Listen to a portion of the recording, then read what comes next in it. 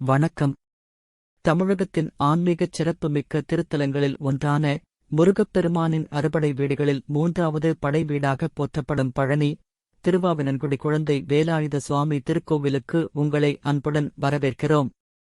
பழனி என்றதும் நம் மனக்கண்ணில் மலைமேல் வீற்றிருக்கும் தண்டாயுதபாணி சுவாமிதான் தோன்றுவார். ஆனால் இந்த மலையடிவாரத்தில் அமைந்திருக்கும் திருவாவினன்குடி கோவிலுக்கு ஒரு தனிச்சிறப்பு உண்டு. இதுதான் உண்மையில் முருகனின் 3ஆம் படை வீடு என்று நம்பப்படுகிறது. இதன் பின்னணியில் புதைந்துள்ள அரிய வரலாற்றுத் தகவல்களையும் புராணக் கதைகளையும் இக்கோயிலின் கட்டிடக்கலை சிறப்புகளையும் விரிவாகப் பார்க்கப் போகிறோம். இந்த ஆன்மீகப் பயணம் உங்களுக்கு பயனுள்ளதாகவும் ரம்மியமானதாகவும் அமையும் என்பதில் ஐயமில்லை. வாருங்கள், பயணத்தைத் தொடங்குவோம். திருவாவினன்குடி என்ற இந்த அழகிய பெயர் எப்படி வந்தது தெரியுமா? இது வெறும் ஒரு இடத்தின் பெயரல்ல, பல தெய்வீக சக்திகளின் சங்கமம். திரு அ இனன் கு தி என 5 எழுத்துக்களில் 5 முக்கிய தெய்வங்கள் அடங்கியுள்ளன.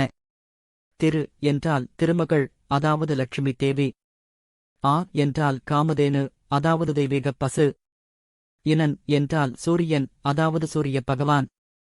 கு என்றால் பூமிதேவி. தி என்றால் அக்கினி தேவன்.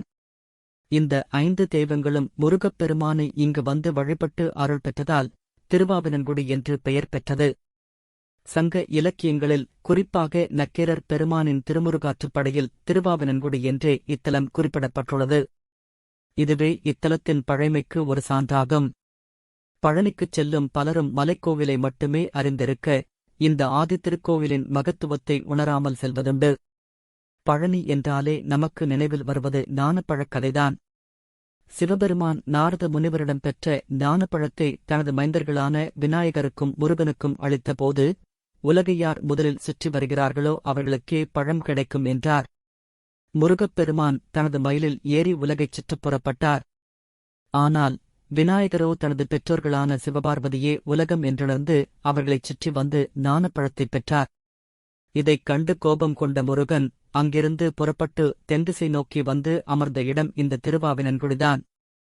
கோபம் தணிந்த பார்வதி தேவி முருகனை சமாதானப்படுத்தும் விதமாக, நீயே ஞானப்பழம், பழம் நீ என்று கூறினார். அதுவே காலப்போக்கில் பழனி என்று மருவியதாகக் கூறப்படுகிறது. ஞானப்பழக் கதைக்கும் பழனி என்ற பெயருக்கும் இத்தலத்திற்கும் நெருங்கிய தொடர்பு உண்டு. முருகப்பெருமான் ஞானப்பழத்தை துறந்து நின்ற கோலம் இங்கு குழந்தை வேலாயுதராக மயில் மீது அமர்ந்த கோலத்தில் காட்சியளிக்கிறார். மலைக்கோவிலில் உள்ள தண்டாயுதபாணி சுவாமி ஆண்டிக் கோலத்தில் காட்சி தருகிறார். ஆனால் திருவாவினன்குடியில் குழந்தை வடிவாக கருணை பொங்கும் முகத்துடன் காட்சி தருகிறார். இதுவே இங்குள்ள முருகப்பெருமானின் தனிச்சிறப்பு. முருகப்பெருமானின் அறுபடை வீடுகளில் 3ஆம் படை வீடாக திருவாவினன்குடி போற்றப்படுகிறது. பழனி மலைக்கோவிலும் திருவாவினன்குடி கோவிலும் இணைந்து ஒரே படை வீடாக கருதப்பட வேண்டுமென்று சிலர் வாதிடுகிறார்கள். ஆனால் நக்கீரர் பெருமான் தனது திருமுருகாற்றுப்படையில் தனித்தன்மையுடன் திருவாவினன்குடியை குறிப்பிட்டுள்ளதால் இதுவே 3ஆம் படை வீடு என்பது வலுவான நம்பிக்கை. இங்கு முருகப்பெருமான் குழந்தை வடிவில் மயில் மீது அமர்ந்து வலக்கரத்தில் வேலையும் இடக்கரத்தில் அபிமுத்திரையுடனும் அருள்பாலிக்கிறார். மலையிலுள்ள தண்டாயுதபாணி சுவாமியின் உக்கிர கோலத்திற்கு மாறாக இங்கு குழந்தை வேலாயுதர் சாந்த சொரூபியாக பக்தர்களுக்கு அருள்புரியும் கருணை வடிவமாக வீற்றிருக்கிறார். மலையில் குடிகொண்டிருக்கும் தண்டாயுதபாணி சுவாமிக்கு அபிஷேகம் நடைபெறும் அதே நாளில் ஆனி மாதத்தில் கேட்டை நட்சத்திரத்தில் திருவாவினன்குடி குழந்தை வேலாயுதருக்கு சாயரட்சை பூஜையின் போது அன்னாபிஷேகம் நடைபெறுகிறது. இது ஒரு அரிய நிகழ்வு. மலைக்கோவிலுக்குச் செல்லும் முன் இத்தலத்திலுள்ள முருகப்பெருமானை வழிபட்டுச் செல்வது ஒரு மரபாகவே உள்ளது.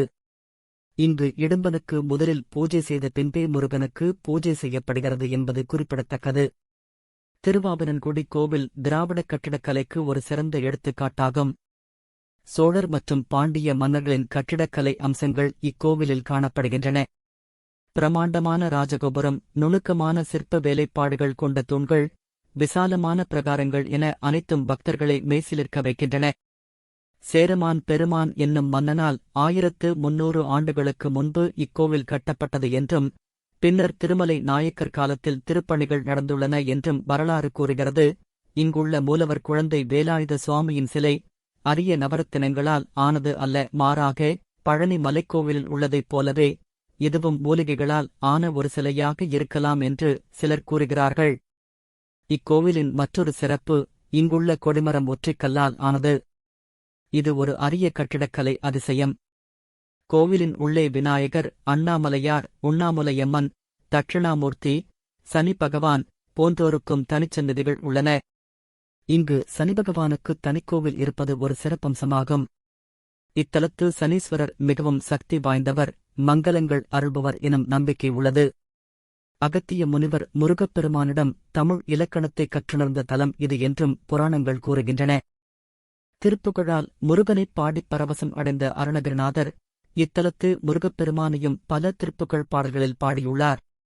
ஜபமாலை தந்த சற்குருநாதா திரு ஆவினன்குடி பெருமாளே என்று இவர் குறிப்பிடுவதிலிருந்து இத்தலத்து முருகனிடம் அவர் ஜபமாலை பெற்றதாக அறியலாம்.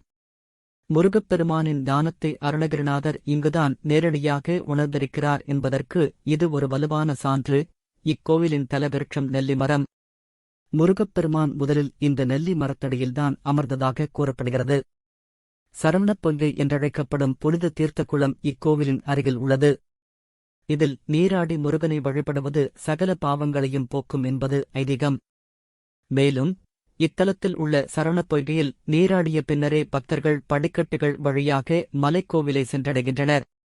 திருவாவினன்குடி கோவிலில் வைகாசி விசாகம், கந்தசஷ்டி, திருக்கார்த்திகை, தைப்பூசம், பங்குனி உத்திரம், ஆடிக்கிருத்திகை போன்ற திருவிழாக்கள் சிறப்பாக கொண்டாடப்படுகின்றன. குறிப்பாக பங்குனி உத்திரத் திருவிழாவின் கொடியேற்றம் இத்தலத்தில்தான் நடைபெறும். தைப்பூசத் திருவிழாவின் போது லட்சக்கணக்கான பக்தர்கள் காவடி எடுத்து வந்து முருகனை வழிபடுவார்கள். இங்குள்ள உற்சவர் முத்துக்குமார சுவாமி தங்கமயில் வாகனத்திலும் வெள்ளித்தேரிலும் பவனி வருவது கண்கொள்ளா காட்சியாகும். பழனி பஞ்சாமிர்தம் இங்கு மிகவும் பிரசித்தி பெற்றது. முருகப்பெருமானின் அபிஷேகத்திற்கு பயன்படுத்தப்படும் இந்த பஞ்சாமிர்தம் மருத்துவ குணங்கள் கொண்டது என்று நம்பப்படுகிறது. இத்தலத்திற்கு வரும் பக்தர்கள் மன அமைதியையும் ஆன்மீக சக்தியையும் உணர்வதாகத் தெரிவிக்கிறார்கள். இக்கோவில் காலை 6:30 முதல் இரவு 8 மணி வரை திறந்திருக்கும். தினசரி விழா பூஜை காலை 6:30, சிறுகால சந்தி காலை 8 மணி, காலசாந்தி காலை 9 மணி, உச்சிக்காலம் பகல் 12 மணி, சாயரட்சை மாலை 5:30, இராக்காலம் இரவு 8 மணி போன்ற பூஜைகள் நடைபெறுகின்றன. பழனி மலைக்கோவிலின் கம்பீரத்திற்கு பின்னால் இந்த திருவாவினன்குடி கோவில் பழமையின் பெருமையையும் ஆன்மீகத்தின் ஆழத்தையும் கலாச்சாரத்தின் சிறப்பையும் பறைசாற்றுகிறது. முருகப்பெருமானின் அடிவாரத்தில் அமைந்திருக்கும் இத்தலத்திற்கு வந்து குழந்தை வேலாயுத சுவாமியின் அருளைப் பெற்றுச் செல்வது ஒரு அரிய பேறு. இந்த வீடியோ உங்களுக்கு திருவாவினன்குடி கோவில் குறித்த முழுமையான தகவல்களை அளித்திருக்கும் என்று நம்புகிறோம். உங்கள் அனுபவங்களை கமெண்ட் செக்ஷனில் எங்களுடன் பகிர்ந்து கொள்ளுங்கள். இந்த வீடியோ பிடித்திருந்தால் லைக் செய்து உங்கள் நண்பர்களுடன் பகிருங்கள். மேலும் இது போன்ற ஆன்மீக தகவல்களைப் பெற எங்கள் சேனலுக்கு சப்ஸ்கிரைப் செய்ய மறக்காதீர்கள். மீண்டும் ஒருமுறை முருகப்பெருமானின் அருளை வேண்டி இந்த வீடியோவை நிறைவு செய்கிறோம். நன்றி, வணக்கம். வெற்றிவேல் முருகனுக்கு அரோகரா.